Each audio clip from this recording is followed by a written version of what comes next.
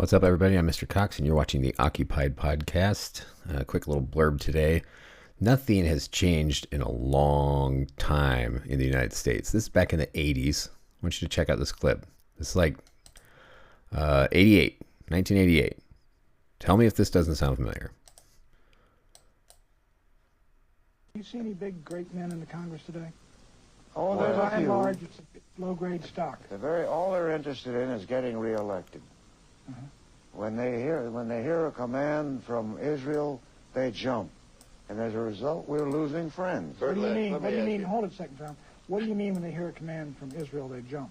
Well, I think Israel probably has more effect on the Congress than any country in the world, and more effect probably than in some issues than America. Well, Senator, that reminds me, that hasn't been mentioned in this campaign. I know it. Oh, well, We've all watched, you've watched, Mr. Lance has watched, Pat, me, everybody has watched the Israeli soldiers beating up on Palestinians for the last 3 weeks. Is the Israeli dog, Israeli tail wagging the American dog? Something's wagging the American dog. It might be the tail, it might be the leash. I don't know, but they certainly run this place. What do you think, very briefly, the United States policy should be toward Israel in the wake of what's going on? I think we ought to get real tough with them, withdraw all support, till they finally sit down. Withdraw the $3 billion in aid? Yes, if necessary. You have to remember that the PLO, in all the history of this world, have never had a piece of land that they could call their own. Palestinian people. That's right. Now, The Israelis say if you give them the land to call their own, the PLO will arrive, they'll put up the PLO flag, and they'll try to liberate all of Palestine, which means the end of the Jewish state if you do that. I don't believe that for 1 minute. I think the Jewish armed forces probably are stronger than any combination of countries in that part of the world. Do you share this view, Bert? Well, I think Senator Goldwater just put his finger right on an important point, that there has to be something done there in mutual recognition for mutual security, land for peace, whatever the conversation is. You think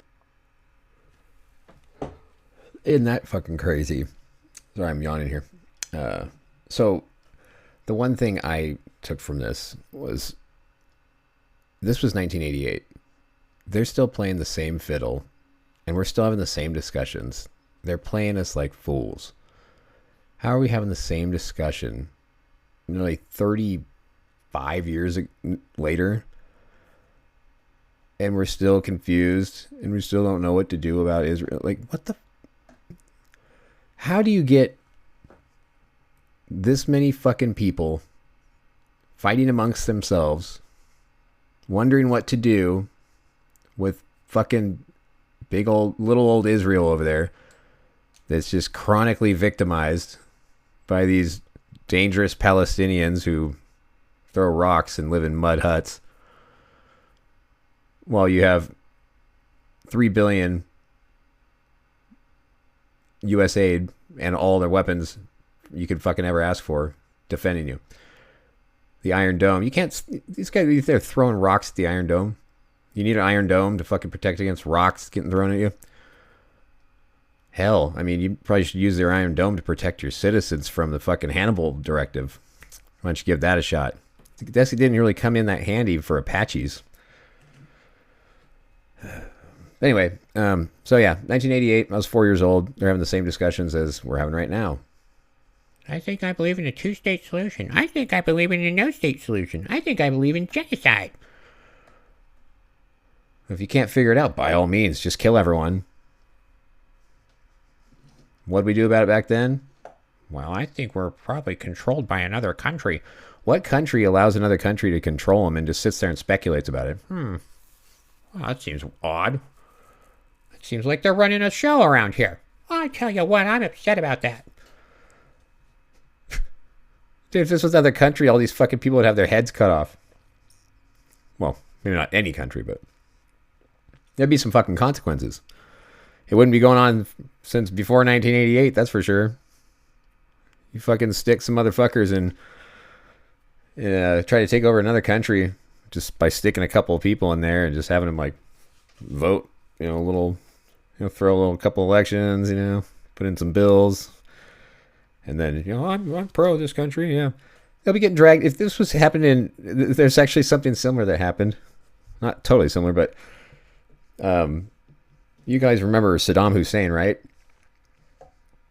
So Saddam Hussein, when he got elected, he did a cleansing, like a big time cleansing. He had a list of traitors in the cabinet, and he called them one by one, and all the rest that weren't on the list of traitors, he had them carry out executions of the traitors to make sure they stayed in line. Can you imagine that happening here? If fucking Trump came in, he's just like calls out like 70% of Congress, 80%, listed them all for execution, and then made the remaining 20% grab a gun and fucking go out in firing squad around back right in there in DC.